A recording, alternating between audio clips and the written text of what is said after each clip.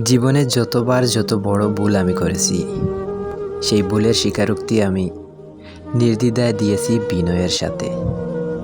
যখনই অনুধাবন করেছি ভুলটা আমারই ছিল, তখনই আমি অনুতপ্ত হয়েছি।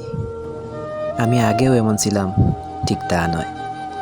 যখন আমি দেখলাম নিজেকে সঠিক প্রমাণ করার চেয়ে ভুল মেনে নেওয়া অনেক সহজ, তখন থেকে নিজেকে সঠিক দেখানোর প্রয়াস ছেড়ে দিয়েছি।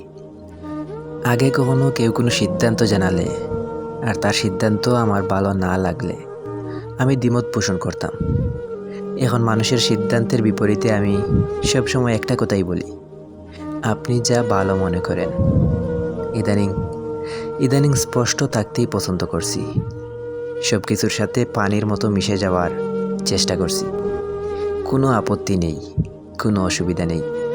যেভাবে সবাই চায়, যা সবাই চায়, আমি শুধু চুপচাপ সব কিছুর সাথে মানিয়ে নিতে চাচ্ছি।